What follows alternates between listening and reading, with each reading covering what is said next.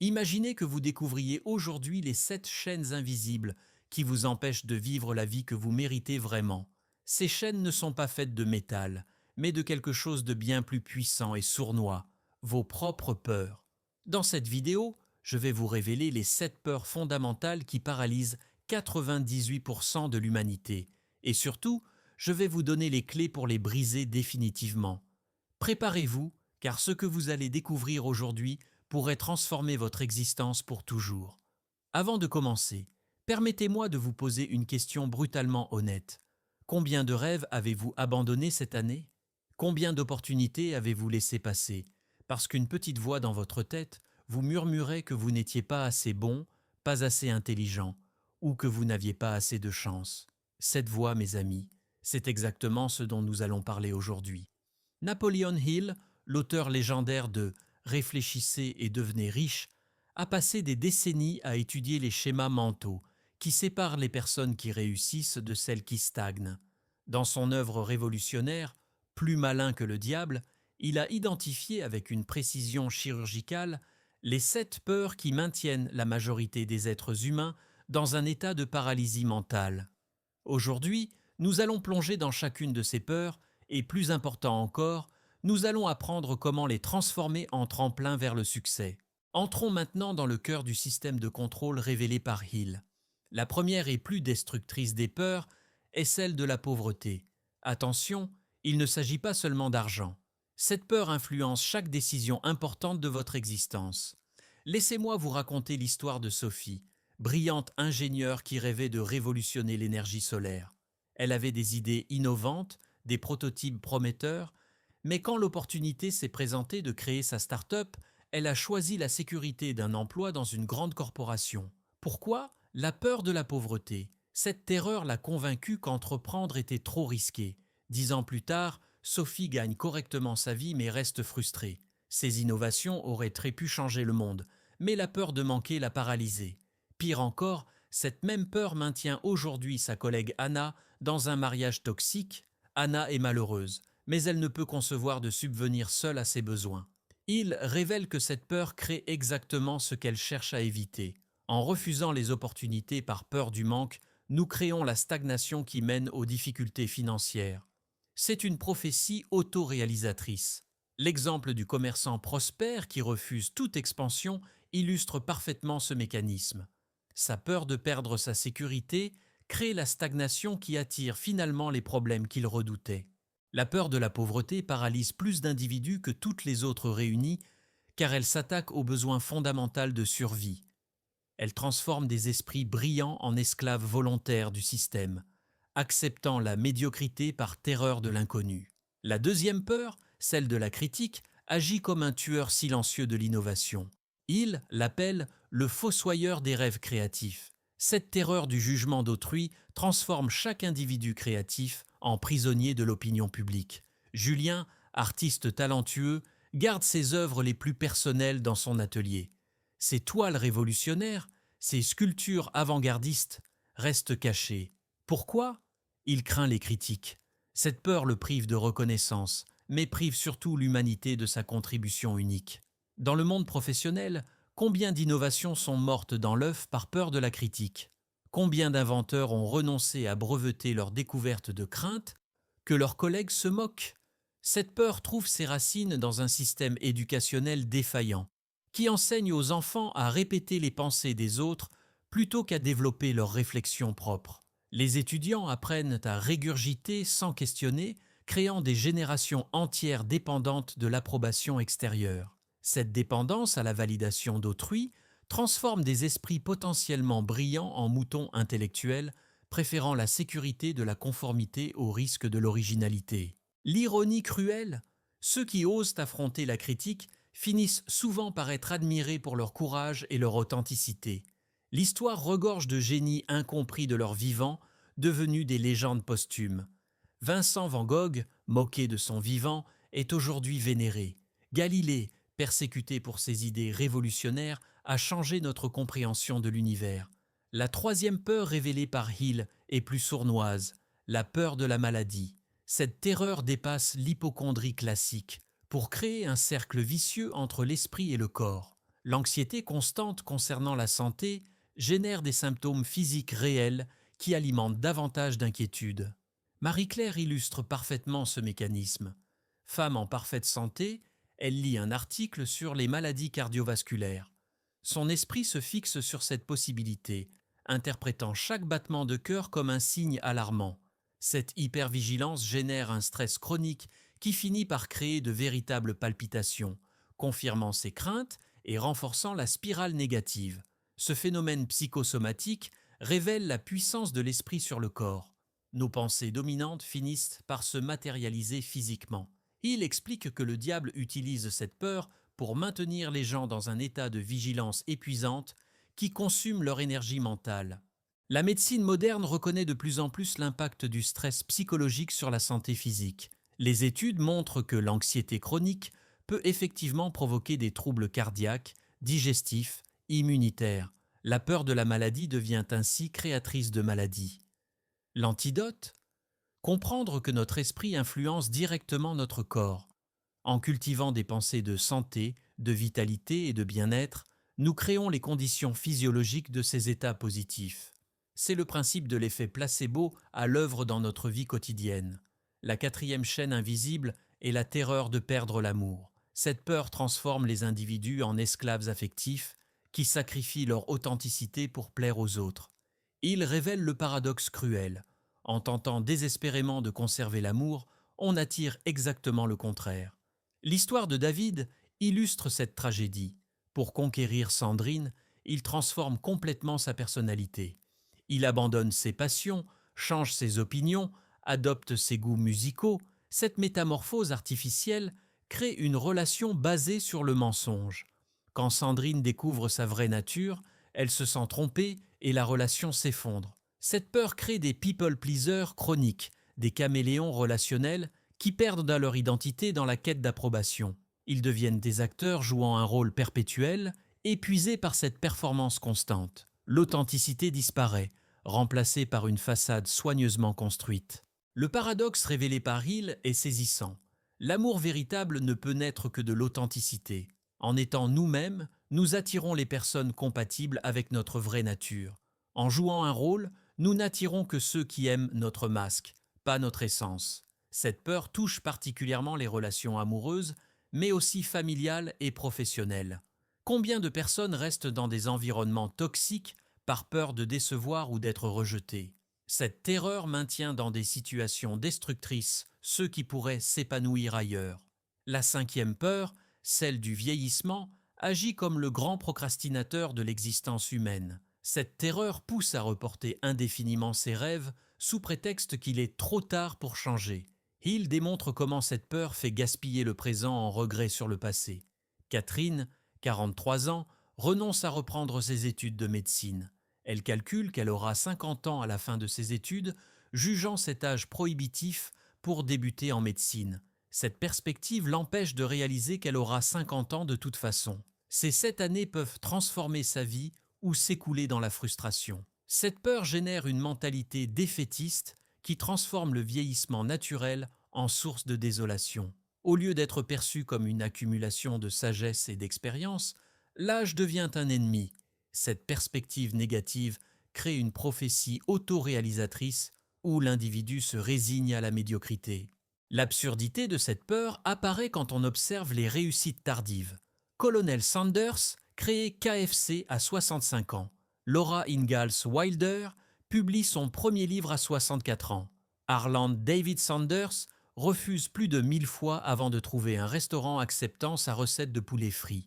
Il révèle que cette peur sert les intérêts du système en maintenant les individus dans l'inaction.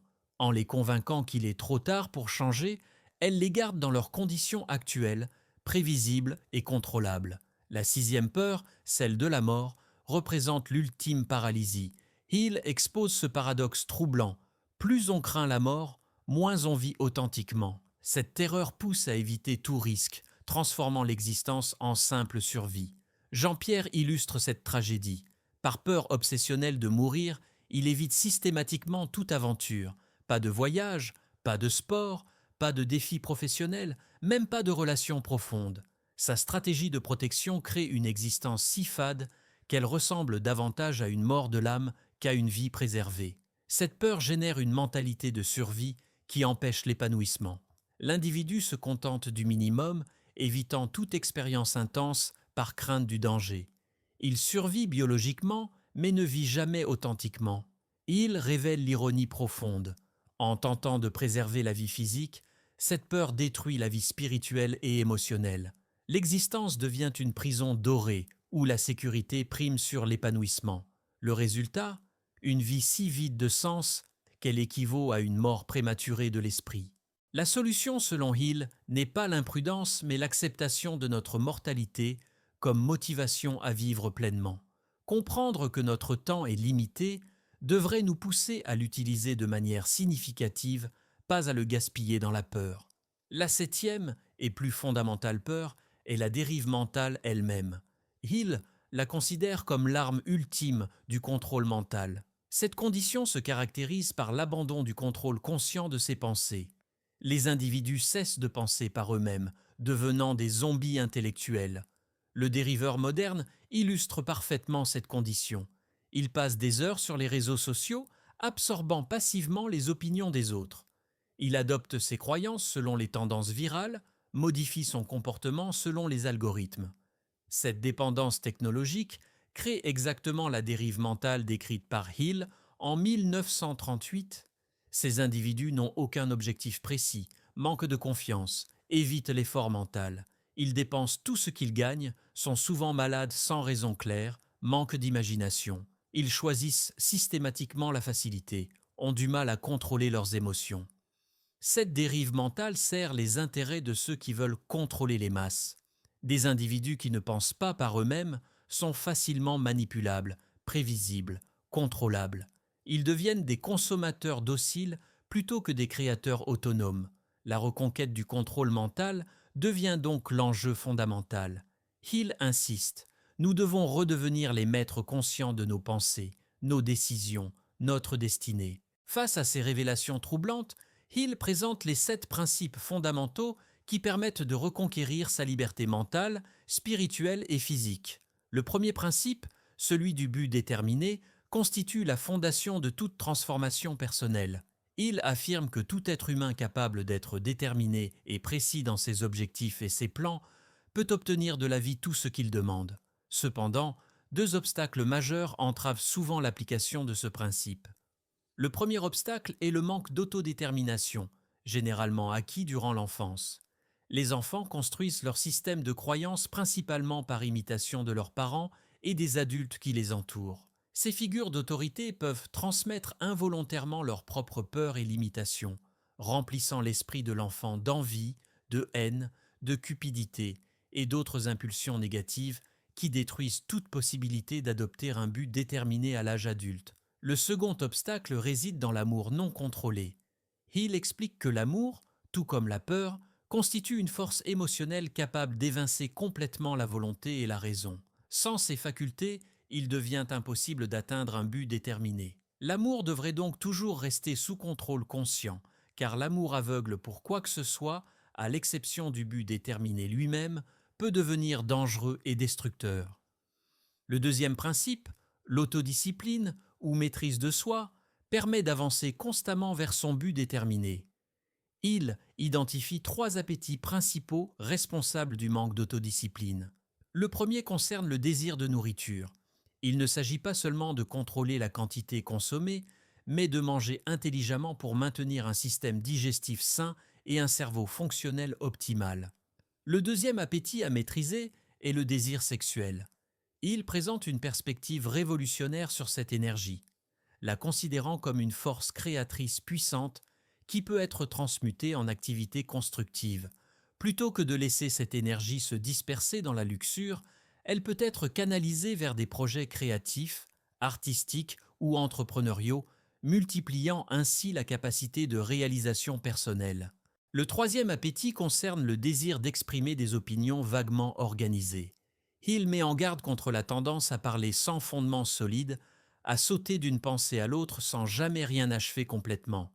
Il souligne l'importance de ne pas divulguer prématurément ses buts et plans, car cette révélation précoce peut dissiper l'énergie nécessaire à leur réalisation. L'apprentissage de l'écoute active et de l'expression avec émotion, force et conviction devient crucial. Le troisième principe, apprendre de l'adversité, transforme radicalement la perception de l'échec. Il enseigne que l'échec n'est pas une condition permanente, mais un état d'esprit maîtrisable. Toute adversité porte en elle le germe d'une opportunité équivalente ou supérieure. L'adversité pousse à remettre en question les objectifs ou les plans actuels, développe la volonté et la détermination, et brise le rythme hypnotique négatif qui maintient dans la stagnation. Cette perspective révolutionnaire sur l'adversité permet de comprendre pourquoi certains individus transforment leurs défaites en victoires éclatantes, tandis que d'autres s'effondrent face aux obstacles. L'adversité force à compter sur des forces spirituelles souvent ignorées en temps normal, révélant des ressources intérieures insoupçonnées. Elle agit comme un catalyseur de croissance personnelle, poussant à dépasser les limites auto-imposées. Le quatrième principe concerne l'influence de l'environnement et des interactions sociales. Hill explique que notre environnement, composé de forces mentales, spirituelles et physiques, ainsi que les personnes qui nous entourent, influencent profondément nos pensées, qui, à leur tour, deviennent des habitudes permanentes. Cette influence s'exerce de manière si subtile que la plupart des gens n'en sont pas conscients. L'importance de choisir consciemment son entourage ne peut être surestimée. S'associer à des personnes aux pensées positives, bienveillantes et harmonieuses crée un effet d'entraînement vers le succès et l'épanouissement. À l'inverse, fréquenter des individus négatifs, pessimistes ou destructeurs produit l'effet contraire, sapant l'énergie et la motivation nécessaires à la réalisation des objectifs personnels. Hill introduit le concept de mastermind ou égrégore, décrivant l'alliance amicale de plusieurs personnes travaillant ensemble vers un but précis. Cette alliance crée une force collective supérieure à la somme de ses parties, multipliant les capacités individuelles et accélérant la réalisation des objectifs communs. L'environnement mental créé par un tel groupe élève automatiquement le niveau de pensée et d'action de chaque participant. Le cinquième principe explore la relation cruciale avec le temps. Il révèle que le temps agit comme un agent de cristallisation, rendant permanentes nos habitudes de pensée dominantes.